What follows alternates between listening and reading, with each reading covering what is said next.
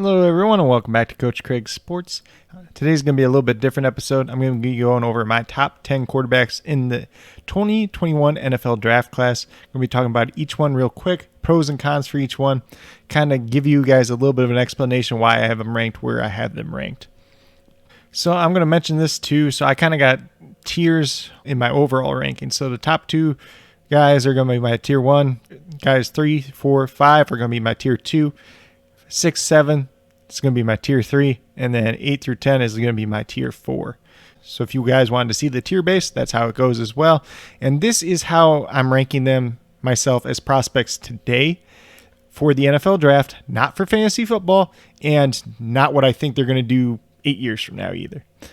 I'll mention some of that in my descriptions as well, but we're going to get started with number 1. It's Trevor Lawrence. Probably not a lot of debate here overall. In my grading system, Trevor Lawrence and Zach Wilson almost grade out identically. Doesn't mean they're the exact same player or anything like that. It just means for the 8 categories that I give, for the score, the total score is very similar. But like I said, I'm going to start out with Trevor Lawrence first. So obviously the pros with Trevor Lawrence, he's a pretty safe pick, honestly. He's got all the experience in the world. He's had all the pressure on him throughout his college career at Clemson. He's got a good arm. He's got mobility. He can move around in the pocket. He can escape the pocket. He can run a little bit there as well. He's pretty much got everything you want in an NFL quarterback. The main concern with him is how much better is he going to get? Did he already peak? Because I feel like, especially in fantasy, everybody's drafting him like he's going to be the next Aaron Rodgers. Like he's a guarantee top 5, top 7 quarterback. And like you see it in dynasty startups right now too. Like he's a top 10 quarterback in dynasty startups. I'm not quite there yet. I think he's probably closer to that 12 to 14 range, but that's a whole nother little rant. We can talk about that some other day if you really want to. The cons that I do have for him otherwise, this year you saw it a little bit more under pressure, that sometimes he struggled a little bit more under pressure. This is going to be real nitpicky stuff, because when you have prospects that are as good as some of these top-end guys, you're going to have to get down to the nitty-gritty. Then he did have some struggles with deep ball accuracy at times at Clemson as well, so real little stuff. Some people might have concerns, when he faced the toughest competition, he wasn't as good, whether it was LSU, playing against Joe Burrow, when it was Ohio State this year, stuff like that. But, I mean, the ACC, it's okay, but it doesn't have the greatest defenses in the world either. But overall, Trevor Lawrence, real safe pick. You can see why he's number 1. He's been pretty much mocked for number 1 since he came out of high school. He really hasn't disappointed, but for me, it's just, has he already peaked? How much better is he going to get? I think we were looking at a guy that's probably closer to like a Matt Ryan type of quarterback in the NFL with a little bit more mobility than Matt Ryan, obviously. Zach Wilson. Obviously, he's the guy that came out of nowhere. So Trevor Lawrence is my 1A. Zach Wilson's my 1B. I've been pretty high on Zach Wilson since I first started watching him this season. For you guys that don't know, I do not actually watch a lot of college football myself. I try to go into all this as unbiased as possible. And, when I heard the name Zach Wilson starting to pop up, I started watching him just a little bit here and there, This kid's impressive. There's not too much else you can say about it. There's not a throw on the field that he can't make. There's good, there's bad in there too. But with that being said, I retweeted something earlier today that I put back out in the end of December and said Zach Wilson could be the quarterback 1 out of this class when we look back 6 years from now. And I was one of the few people that was saying that beforehand. And he's just got a special talent. He's got a really strong arm. He's got pretty good accuracy. He throws with anticipation most of the time. With that being said, there is some cons. Sometimes he underthrows some balls deep down the field. He did face that Leicester competition, and that's what people are really concerned about with Zach Wilson is, BYU didn't play anybody good. The Coastal Carolina game, stuff like that. I'm not really too concerned about that. They're not the greatest defenses in college football, don't get me wrong, but at the same time, his wide receivers aren't very good either. And it's okay if you have a Dax Milne crush. He's not that good. He struggles to separate.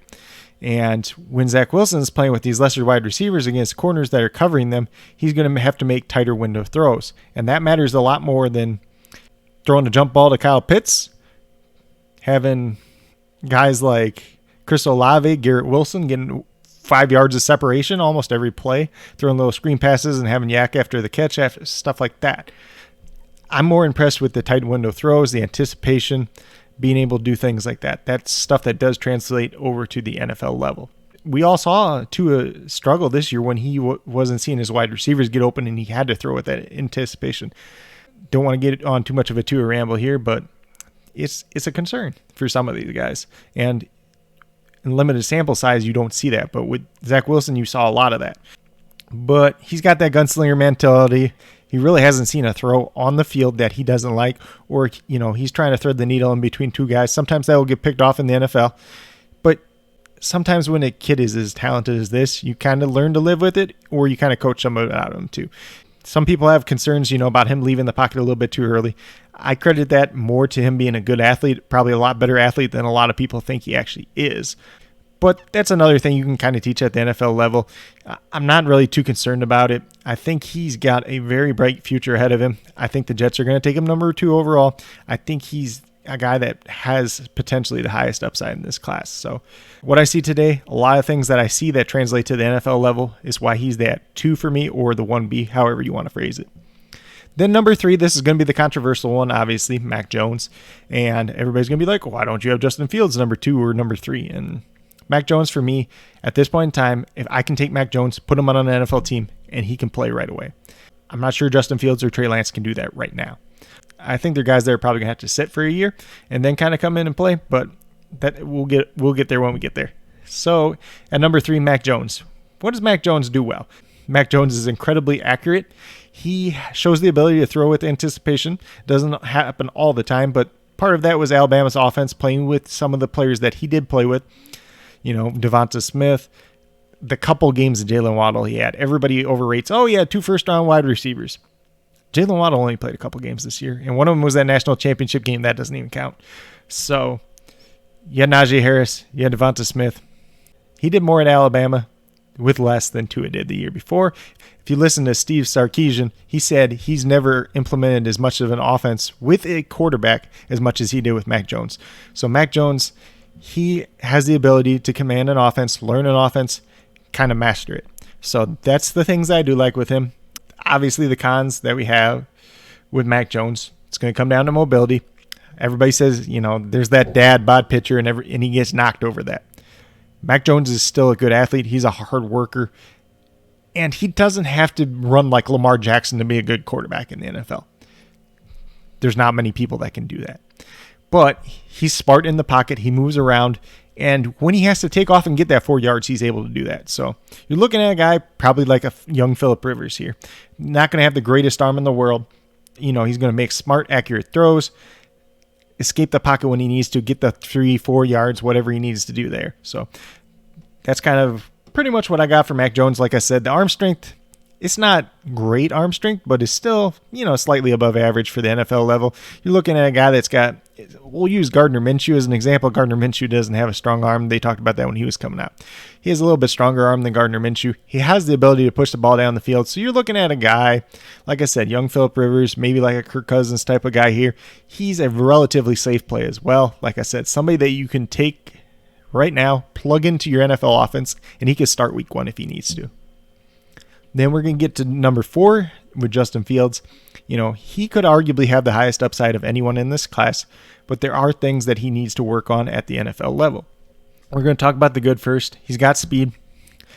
Everybody knows that. Ran the 4.44 40 time at Ohio State's Pro Day. Nobody's questioning his speed. He's an incredible athlete.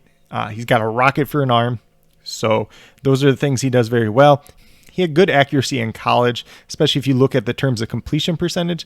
If you're getting real nitpicky, I didn't like his ball placement some of the time. He didn't always throw with anticipation for his wide receivers. Part of it is him. Part of it is the offense that he was into, a lot of first reads, stuff like that. You saw some of that with Trevor Lawrence too, where there was a lot of first reads, screens, deep shots, stuff like that.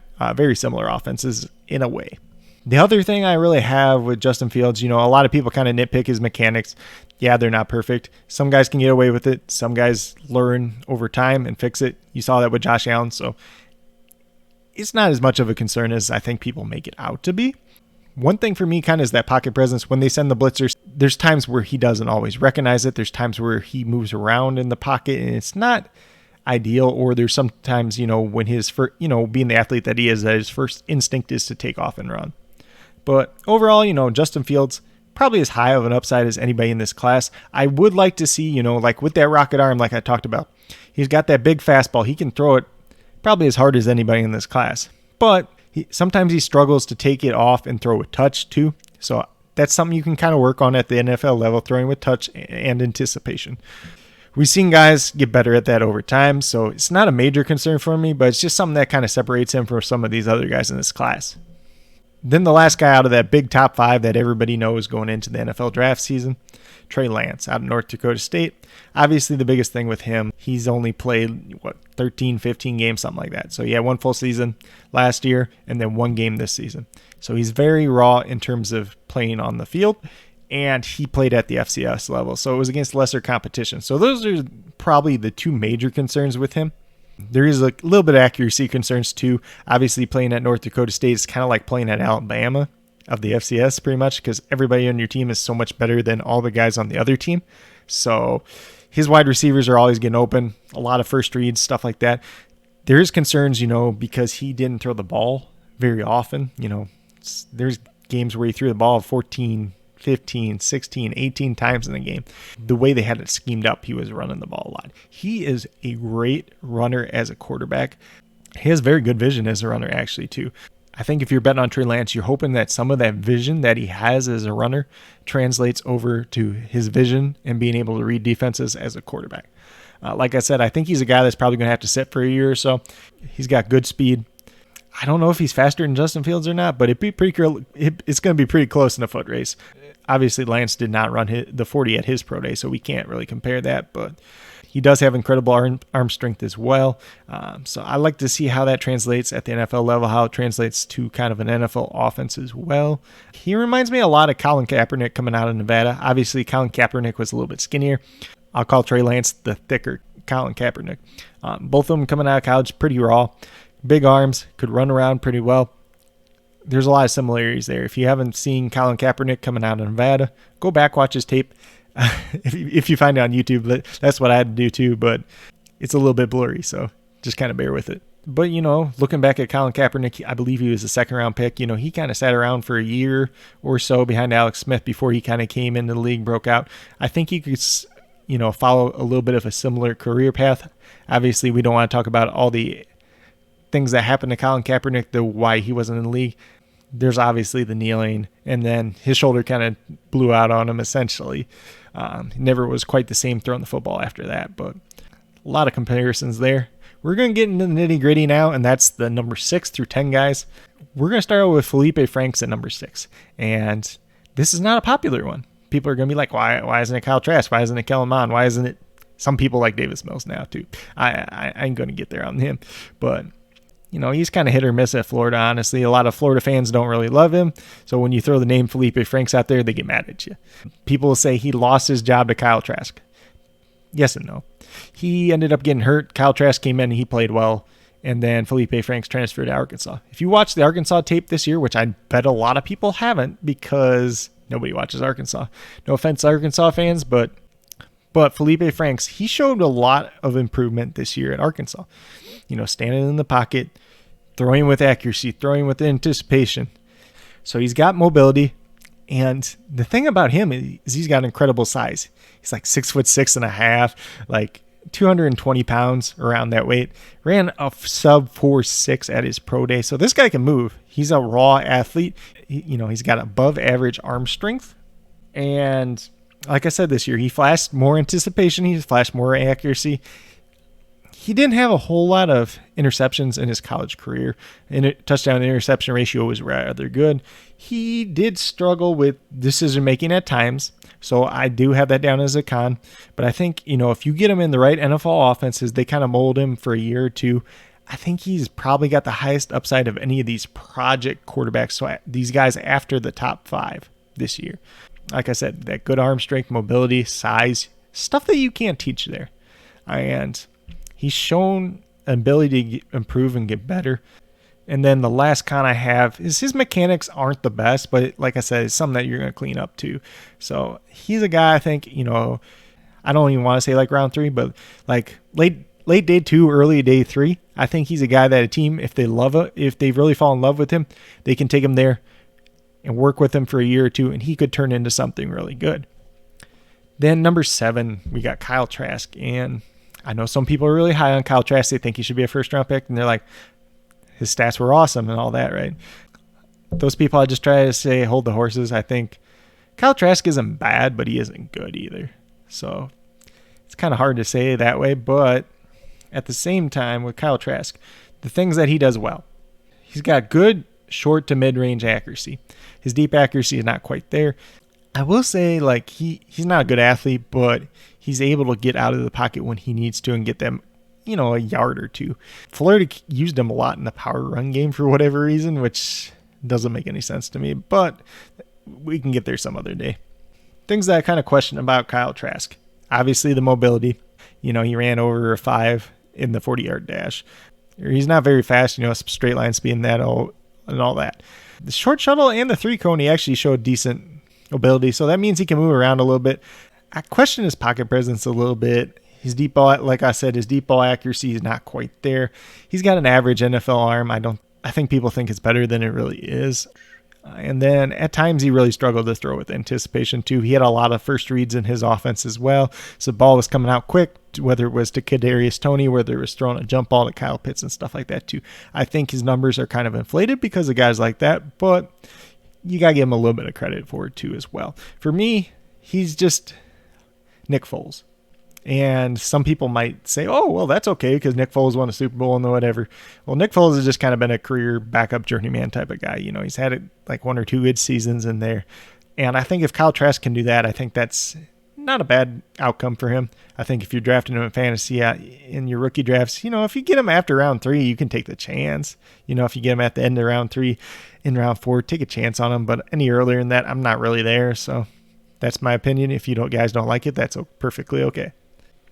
Then we get down to number 8, and, this is Chris Sims' little darling, and it's Kellen Mond. So Kellen Mond is a very interesting one. There's good things about him and bad things about him as well. So we're going to start off with the good and the pros. Obviously, he does have good arm strength. Didn't always have the chance to show it at Texas A&M, but it's there. One of the biggest things for Kellen Mond is experience. He's been at Texas A&M and starting for what seems like forever. If you're a Texas A&M fan, some of them are like, well, we just kind of wish you can go away already. But, sometimes you don't know what you got till it's gone, so we'll see how their quarterback is next year as well. And the other thing about him, too, is he does have mobility. A guy that ran like a 4.6 in the 40-yard dash. But on tape, you don't really see that mobility, that athleticism that he does have. He doesn't use it very often. I don't know if it was Jimbo Fisher in his offense or just something else. But if he gets in the right system in the NFL and a coach that can use his talents that really suit him, kind of build him up, develop him for a year or two, kind of like I talked about with Feleipe Franks, he definitely has the chance to be something at the NFL level. So the cons that I have for him, sometimes the mechanics aren't all the way there. Sometimes he gets a little bit of happy feet in the pocket, some of that pocket presence. He's a very streaky passer. So when he's on, he's really good. But when he's off, he's missing throws. He's missing reads. Some of that you can kind of work on at the NFL level, make sure he gets more comfortable. But, you're really talking about a quarterback that needs to fit in the right system. And then the last thing I had was kind of with that streakiness, the ball placement too. So sometimes the ball placement was good, sometimes it wasn't. Like I said, I'm going to nitpick some of these guys a little bit too much, but that's just kind of my thoughts and opinions. All these guys that I'm talking about, I watched at least 3 or 4 games on as well. So it's not like I just watched one game and I was like, oh, well, this guy's no good or this guy's good because of this. So I'm just going to throw that out there as well. Then we're going to move down to number 9, and it's Ian Book. Honestly, after these top 8, you're getting into the borderline guys that might get drafted in this class. So Ian Book, if you're a Notre Dame fan, you probably love him because, he's got the best winning record at Notre Dame history and pretty much every record that Notre Dame has, so at quarterback at least. Good things about Ian Book. He's got mobility. He's able to move around in the pocket. He ran in the 4.6s at his 40-yard dash. I think it was a 4.65 officially. But so he can do that. He has a ton of experience because he started at Notre Dame for like 3+ years, so no question about that. The cons for him, though, are he is quick to escape the pocket. Sometimes he didn't really need to. He didn't have a bad line at Notre Dame by any means either. So you see that there. He's not the biggest guy in the world. He's about 6 feet tall. So in the modern NFL, they don't worry quite as much about that. But, it is a concern as well. He does not have good arm strength. He struggles to throw the ball down the field. It's not as bad as some of the guys in this class, like Sam Ehlinger, Peyton Ramsey, guys like that. But still not, in that top level of guys. It's probably average to below average NFL arm at this point in time. He could get stronger and that could get better, but right now, Ian Book, you're kind of looking at a guy that you're going to bring in, develop, probably start him as like a third string guy, practice squad guy, see if you get anything out of him. As somebody who actually watched the XFL a ton, I think if Ian Book got into the XFL, if he doesn't get drafted, I think that'd be a ton of fun to watch because he's a very fun player to watch, but it's that backyard football, getting out of the pocket, trying to make things happen that way. I don't know if the Notre Dame offense really benefited him or kind of hurt him at the same time, because it is kind of a pro style offense, but it's that tight end heavy, big tight ends, big wide receivers, stuff like that too. It'll be real interesting to see how his game adjusts to the next level for sure though. And then last but not least, number 10 is KJ Costello. And most of you guys are going to call me crazy and be like, why the heck's KJ Costello on your top 10 quarterback list? And I'm probably the only one that's on the island with KJ Costello as a top 10 quarterback in this class. But when you get down to the nitty gritty after quarterback 8, there's not many guys that are probably going to get drafted in this class. I think KJ Costello does have a chance to get drafted in this class. Coming in the year, some people were talking about him as a second round pick. He has a lot of talent. He has a lot of good things. The last 2 years have not been pretty for him. So 2019 was at Stanford, obviously. I believe had 2 different injuries. Ended up, where Davis Mills eventually got the job because KJ Costello was hurt. Stanford says we're going to go with Davis Mills. KJ Costello transfers to Mississippi State, transitioning from the standard, pro offense that Stanford runs over to the air raid offense at Mississippi State. Shortened off season. There was a lot of things that were not working out in his favor as well. Comes out with a bang, game 1 against LSU, sets the SEC record for passing yards in a game. Great. I think KJ Costello is somebody that I have liked a lot since 2018, essentially. And I'm like, okay, this is awesome. Then it gets really bad after that. Versus Arkansas wasn't that good, was forcing throws, got picked off a couple times because he was forcing throws. Gets banged up here and there, in and out of games. They have a freshman named Will Rogers who ran this air raid offense in high school. Somebody that was actually recruited there. KJ Costello is just kind of this one-year filler guy. So they kind of go with Rogers after a while. So just kind of everything that could go wrong the last 2 years has gone wrong for him. So why do I like KJ Costello? The pros, he has experience. So he's been a starting quarterback at the college level in the Pac-12 and the SEC for parts of 4 seasons. 2017, he started part of the year. 2018, he started all the year. Then the last 2 years, banged up in and out because of injuries. So he does have that experience. He's got pretty clean mechanics, so that's something that I do like. He's got decent arm strength. In the past, he's shown the ability to have good accuracy, good ball placement, and throw with anticipation, be able to read defenses a little bit too, especially in that 2018 season at Stanford. And I keep going back to the 2018 season because if an NFL team can get KJ Costello back to anything close to that 2018 season, you at least have a decent backup quarterback. So the cons, he has that injury history. He's had multiple injuries across multiple seasons now. So I do question his decision-making a little bit in forcing throws. That's kind of came out the last 2 years. Not exactly sure why, whether it's the injuries and everything else. He was a big-time recruit coming out of high school to go to Stanford. Definitely a guy, that thinks he can make all the throws too. Sometimes these young quarterbacks, you just have to learn to throw the ball away. Throw it away. Don't throw the interception. Fight for the next down. And then, obviously, the biggest one for him is the lack of mobility. I feel like he has decent pocket presence. Wasn't always on best display at Mississippi State this year. They didn't have the best offensive line in the world either, though, going against decent, SEC defenses. So he had to move around a little bit more than he was probably comfortable with. So, you're looking at another guy, if he lands in the right scheme fit, if they can kind of get him fixed up back to what he used to be, you got maybe a fringe starter, decent backup at that NFL level. And, the 10th quarterback off the board potentially, that's kind of what you're looking for, But with that being said, This was real quick, me going through my top 10 quarterbacks for the 2021 NFL Draft, going through each quarterback, talking about the pros and the cons of each quarterback, kind of how I see them, how I view them. You guys don't have to agree with everything that I said. That's perfectly fine. Nothing wrong with that. Would love to hear your top 10 quarterbacks in this draft class as well. If you want to leave those down in the comments, if you have any other comments that you want to leave down in the comments, I welcome you to do so. We can have another discussion down there as well. Some of these other quarterbacks, that some people are talking about that I didn't have in my top 10, guys like Davis Mills, guys like Jamie Newman. So I'll talk about Davis Mills real quick. 11 career starts. That is really concerning. That's less than Trey Lance in this class. He has quite a bit of injury history too. We talked about him getting the starting job after KJ Costello got hurt. There is good things that I see with Davis Mills as well. He has shown the ability to look off safeties, and that's something that's a desirable NFL trait. He also has shown the ability to go through progressions at times. Sometimes I question his accuracy, his decision making. Like, he throws the ball too late a lot of times. He throws the ball into double coverage a little bit too often too. Just, the buzz that he's been getting right now, Peter Schrager had him in his first round mock at number 32 Tampa. I think that's crazy. I think he's like a 5th, 6th round guy, somebody in like day 3 if you're picking him there.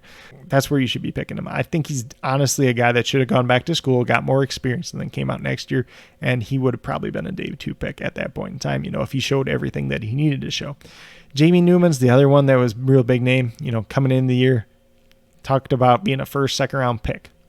I went back to the Wake Forest tape. I just don't see it. Like, he's got the mobility, doesn't have the best pocket presence, doesn't have the best mechanics in the world. He's got a decent arm, not always the most accurate quarterback, doesn't make the best decisions.